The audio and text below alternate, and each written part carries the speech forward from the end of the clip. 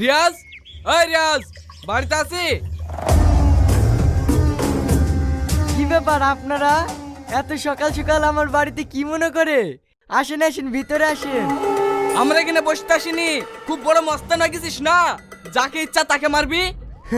ওটা তো আমার রোজগার কাজ, অন্য কথা থাকলে বলেন। দেখেছেন স্যার, শালা জানোয়ারের কথা শুনেছেন? এই ছেলে মুখের ওপরে কথা, চহাট ঠালাই। এই থাম থাম, অত মাথা গরম করিসনি। স্যার, থানায় তো নিয়ে যাচ্ছেন, ধরে রাখতে পারবেন তো? বাবার ফোন আসলে তখন আবার ছেড়ে দেবেন না তো? পটলের ছেলেকে মেরেছি, ও না বাসা, যদি মারা যায় কমসে কম 14 বছরের জেল, তোর কোনো বাপ বাঁচাইতে পারবে না। এই গাড়িতে তোল।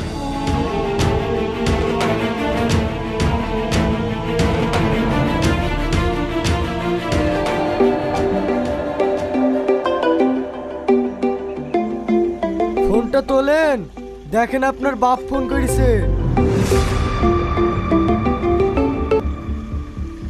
হ্যাঁ বলেন স্যার। উপর থেকে অর্ডার এসেছে, রাজাপুর থেকে যে আসামিটা তুলেছে তাকে তাড়াতাড়ি ছেড়ে দাও। ঠিক আছে স্যার। এই ড্রাইভার, গাড়ি থামাও।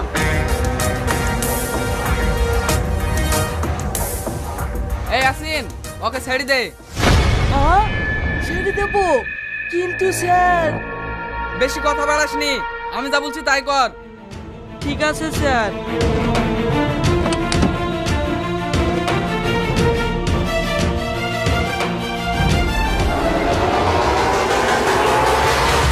এবার থেকে আমার গায়ে হাত দেওয়ার আগে 7 বার ভেবে দেখবি।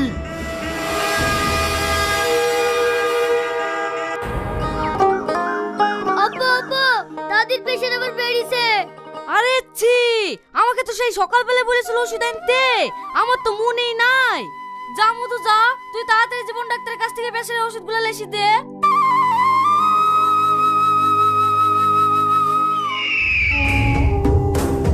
ও চাচা, হপ্তা বাবা বেকার মতন হপ্তা লিও না, আমার মায়ের খুব শরীর খারাপ, এই টাকা কটা নিয়ে আছে, ওষুধ কিনতে পাঠাছি। তুমি সামনে সপ্তাহে আসো, আমি কথা দিছি 2 বার টাকা আমি একসাথে দিয়ে দেবো। ও চাচা, ওসব কাহিনী বন্ধ করি, তাড়াতাড়ি টাকাটা ফেলো, না হলে আবার তোমার মা বাঁচাতে গিয়ে এক্ষুনি দোকানে আগুন লেগে যাবে। বস, ভুল দিব নাকি? না না থাম, দেখতে পাচ্ছিনি টাকা গুনছে। দাও দাও, বেশি লেট করো না, ছেলে পিলি আবার রেগে আছে। শালা পটলা আবার আমার নামে কেস করেছিল, এক্ষুনি ওদের বাড়ি আগুন ধরে দিয়ে আসলো।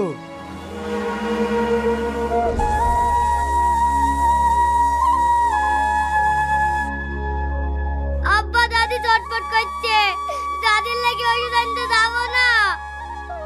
আল্লাহ, এ অন্যের বিচার তুমি করো।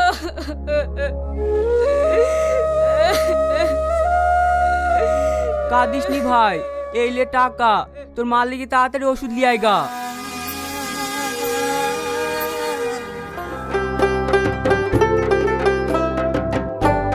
এই ওকে ছেড়ে দে, চেক করতে হবে না। বস। আরে ওখানে বসছি কেন, চেয়ারে বস। না না, আমি এখানেই ঠিক আছি। আরে তোর সাথে কিছু কথা আছে বলে ডেকে পাঠিয়েছি, চেয়ারে বস।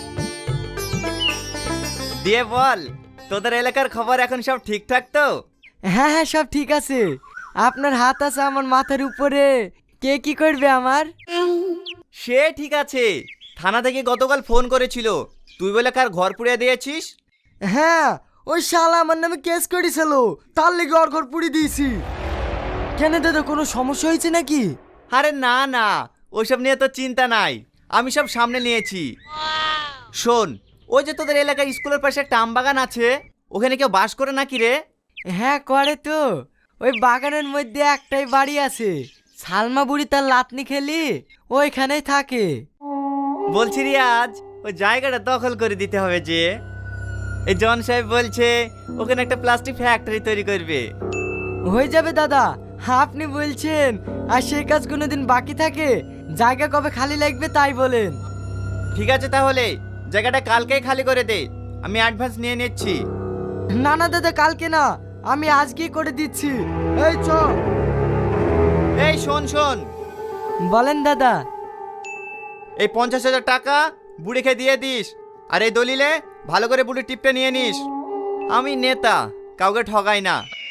এই টাকাটা তোরা রাখ, রাতে পার্টি করিস। না না ঠিক আছে, এই কাজের জন্য আর টাকা লাগবে না, আমি ছেলেপিলিকে পার্টি দিয়ে দেবো, শুধু আপনি পাশে থাকলেই হবে।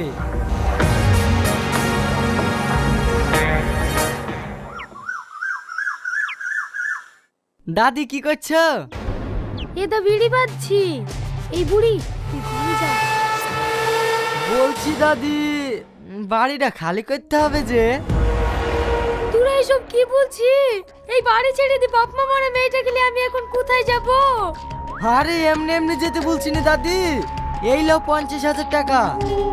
আমাদের এলাকায় যেখানে খাসের জায়গা আছে সেখানে কি চালাকারি বাস করো গা, কেউ কিছু বললে আমি দেখি নেবো। বাপ তোদের কাছে আমি অনুরোধ করছি, তোরা এরকম করিস নি। তোর দাদু মরে যাওয়ার পরে এই বাড়িটি কি আমার শেষ সম্বল, আমি এই বাড়ি ছাড়তে পারবো না। দাদি আমার কথা শুনেছে নিশ্চয়, সূর্য আঙুলে ঘৃণা উঠলে আঙুল কিভাবে ব্যাখ্যা করতে হয় সেটা আমি খুব ভালো করে জানি। এই তুই দাঁড়িয়ে কি করছিস? যা দাদি সুন্দরী নাতনি দেখে ঘর থেকে বের করে নিয়ে আয়। আমি তোমাদের কাছে হাজার করছি, তোমরা আমার নাতনিকে ছেড়ে দাও। সর বুড়ি। ওগো তোমরা কে কোথায় আছো? আমার নাতনিকে বাঁচাও গো। ও দাদি আমাকে বাঁচাও। তোমরা আমার নাতনিকে নিয়ে যাও না, তোমরা যা বলবে আমি তাই শুনবো।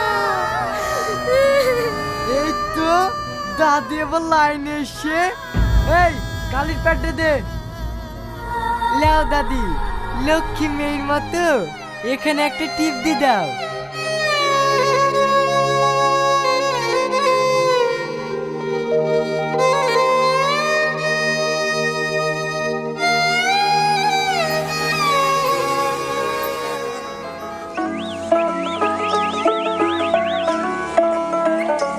এই তোরা এখানে বসে আছি? দাদা ফোন করেছিল, সামনে ভোট, কিছু মাল রেডি করতে হবে। তোরা জিনিসপত্র নিয়ে বাগানে আয়, আমি কি বসছি। ঠিক আছে তুমি বাগানে গিয়ে বসো গা, আমরা মারলে আসছি।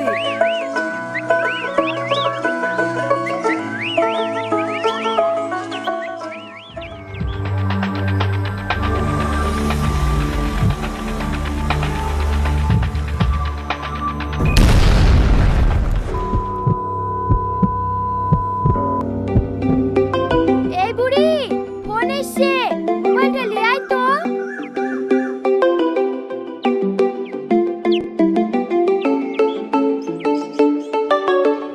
হ্যালো তবে বোমে রিয়াজের একটা হাত উড়ে গেছে, ও না বাজা, আমরা হসপিটালে নিয়ে যাচ্ছি, তুমি টাকা পয়সা নিয়ে তাড়াতাড়ি হসপিটালে আসো।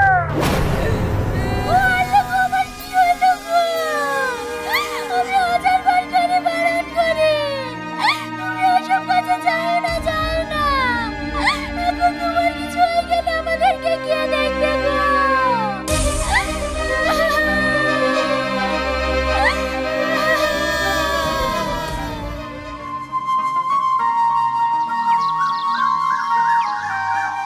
স্যার শুনেছেন বোমে রিয়াজের একটা হাত উড়ে গেছে? হ্যাঁ শুনেছি, সামনে ইলেকশন, এই সময় ওর সাথে কোনো যোগাযোগ রাখার দরকার নাই। ওর তো বোমে একটা হাত উড়িয়ে গেছে, ওর দ্বারা আর কিছু হবে না। ও যদি ফোন করে আমার কথা জিজ্ঞেস করে তাহলে বলবে দাদা মিটিংয়ে ব্যস্ত আছে। ঠিক আছে স্যার।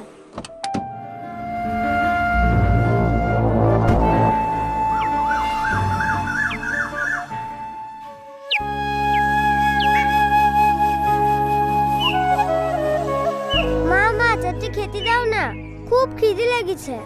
এখন খাবার নেই, চালাসনি। দেখি কারো বাড়িতে চারটি চাল তার পাই কি পালে রেডি দেবো, তখন খাস। যা এখন খেলা করগা। তুই সকালবেলা তো ওই বললি আমার খিদে পেটে খেলা করতে ভালো লাগছে না, আগে খেতে দাও।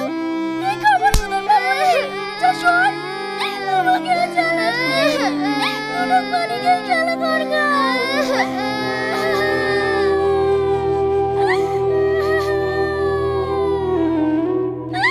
তুমি আমার উপর রাগ করে মেয়েটুকে এইভাবে মারছো কেন? কি করবো বলো, আমি আর পাচ্ছি নি। তোমাকে ডাক্তার দেখাতে গিয়ে টাকা পয়সা যা ছিল সব শেষ হয়ে গেল। এমনকি বাড়িটা বন্ধক দিয়ে তোমার ভাইয়ের অপারেশন করলে আসলো। প্রত্যেকদিন লোক আসে বাড়ি ছাড়ার লেগে। আমি আর সহ্য করতে পারছি নি। তুমি কিছু করতে পারলে করো, আর না হলে একটু বিষ লেসে দাও। আমরা মা মেয়ে থেকেই মরি। তুমি অত ভেঙে পড়ো না, একটু শান্ত হও। দাদার কাছে গিয়ে আমাদের কষ্টের কথা বললেই ও ঠিক একটা ব্যবস্থা করে দেবে। হ্যাঁ, কেমন ব্যবস্থা করতে জানি। তোমার সাথে এত বড় একটা দুর্ঘটনা ঘটে গেল, কই একবার দেখতে আসলো না?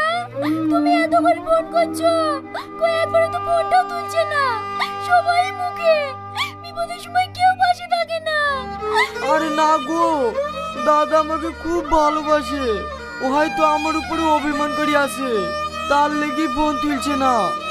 তুমি একটু আজিজকে ডেকে দাও না, কষ্ট মষ্ট করে যাই, গেলে সব ঠিক হয়ে যাবে। ঠিক আছে, ডাকছি।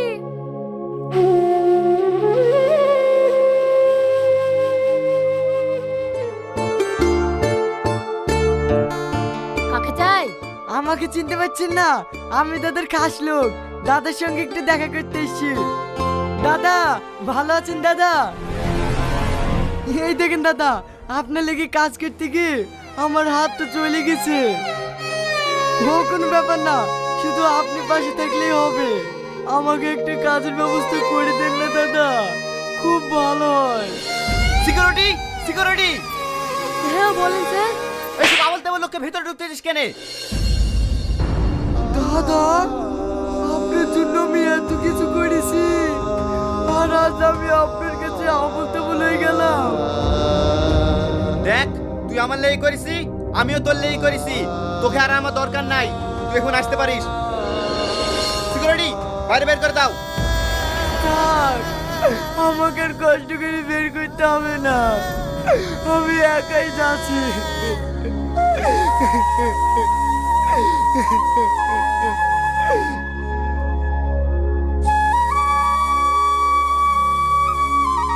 স্যার, এই ছোট মুখে একটা বড় কথা বলবো। হ্যাঁ বল। ছেলেটা আপনার এত কাজে লেগেছে, আর আজ ওর দুর্দিনে ছেলেটাকে আপনি এইভাবে তাড়িয়ে দিলেন। ওসব তুই বুঝবি নি, সামনে ইলেকশন। কোন নিউজের লোক যদি ওকে আমার বাড়িতে দেখে, তাহলে এক্ষুনি হাইলাইট হয়ে যাবে।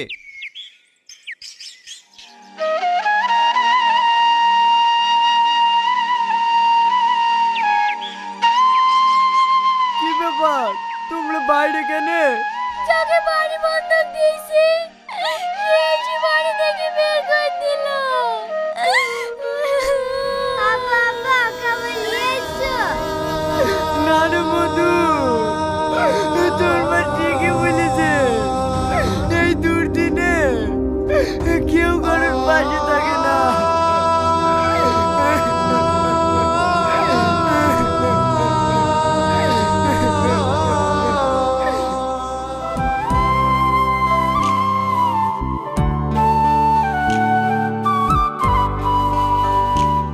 আব্বা, আমি আর হাঁটতে পারছি না, আমার খুব খিদে লেগেছে।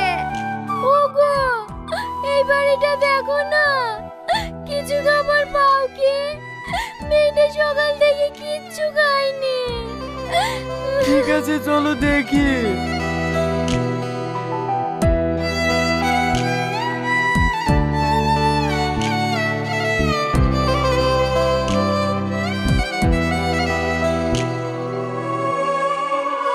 বাড়িতে কেউ আছেন?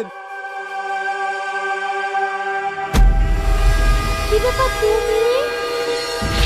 দাদি, দাদি আমি তোমার সাথে ভীষণ অন্যায় করেছি, তুমি আমাকে ক্ষমা করে দাও। কাঁদো না, ওঠো। তোমার এই অবস্থা কি করে হলো? আমি এতদিন ধরে যে পাপ করেছি, এটা তো সাজা। তুমি আমার মেয়েটুকে দুটো খেতে দাও না, ও খিদে জ্বালা সহ্য করতে পারছে না। আই মতো ভিতরে আই, তোমরাও আসো বাপ। আপনাদের উদ্দেশ্যে বলছি, রাজনৈতিক কোনো প্রলোভনে পড়ে দয়া করে আপনাদের প্রতিবেশীর সঙ্গে খারাপ ব্যবহার করবেন না। একটা কথা মনে রাখবেন, আপনার বিপদে প্রতিবেশীরাই ছুটে আসবে, কোনো নেতা মন্ত্রী নয়। ভিডিওটা ভালো লাগলে একটা লাইক দিয়ে সহযোগিতা করবেন, যাতে আগামী দিনে এই রকম ভালো ভিডিও আরও নিয়ে আসতে পারি। ধন্যবাদ।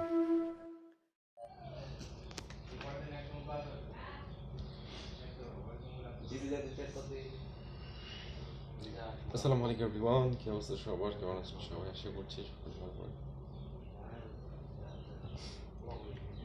রব্বি জাআলনি মুকিমাস সালাতি ওয়াল মুহতাদা।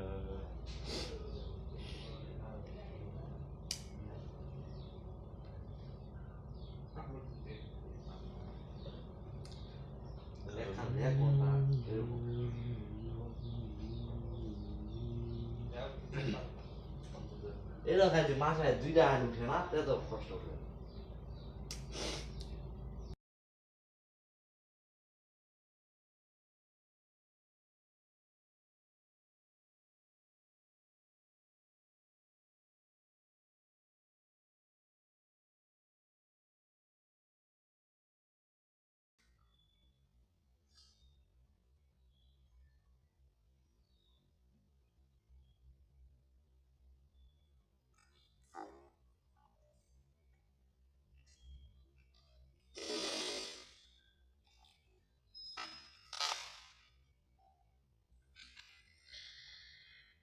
This is the paint house under which Lorenzo desired us to make a stand. His hour is almost past, and it's a marvel he outdwells his hours. For lovers ever run before the clock.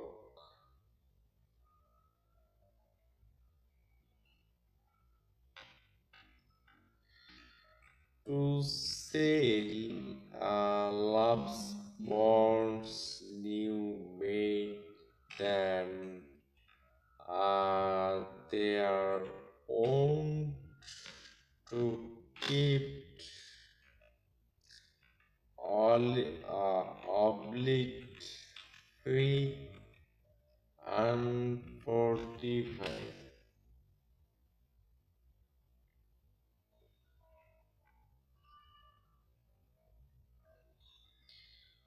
With that keen appetite that he sits down.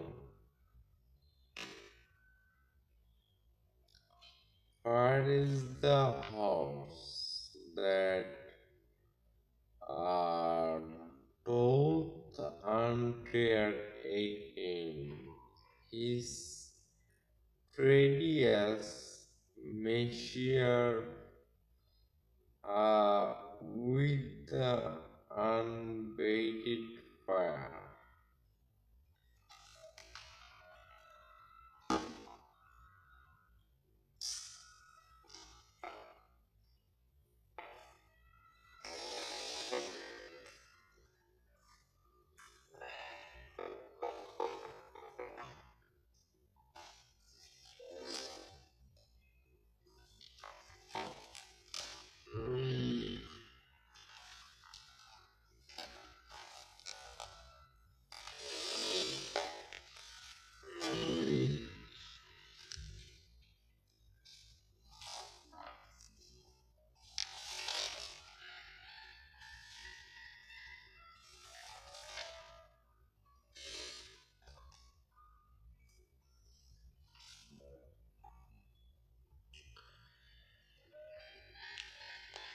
পৃথিবীপটে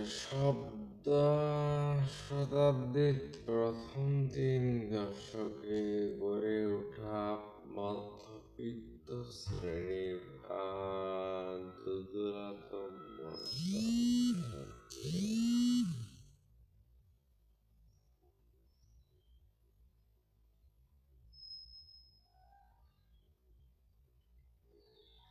যোগাযোগ প্রধান বন্ধ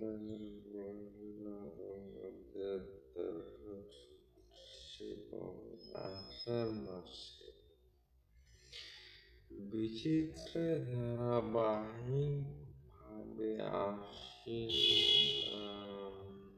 তেরোশো চৌত্রিশ বঙ্গাব্দ থেকে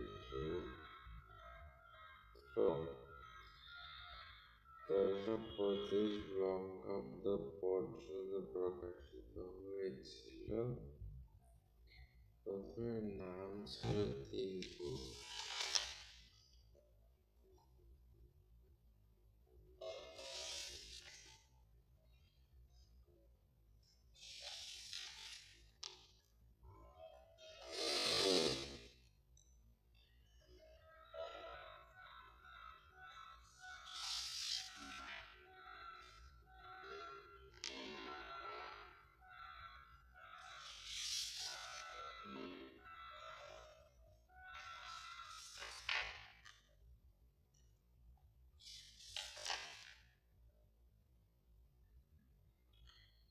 রেলগাড়ি হয় চূড়ার বছর চারটে হবে ওড়নায় চাদরে গ্রন্থিবদ্ধ হয়ে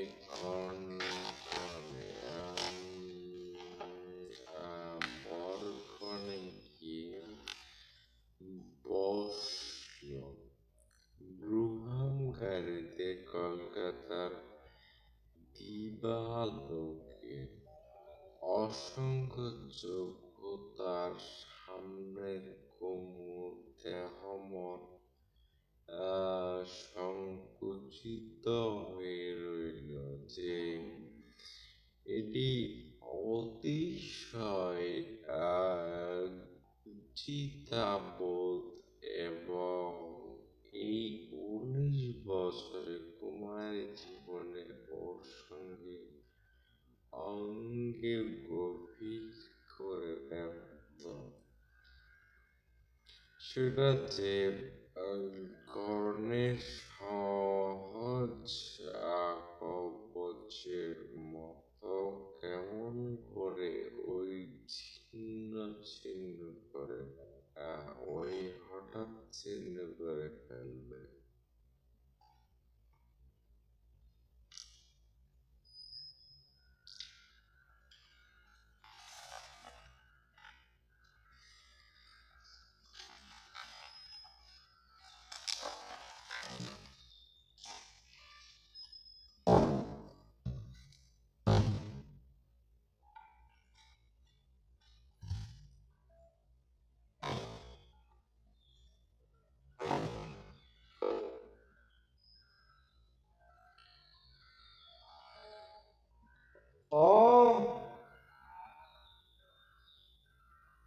That's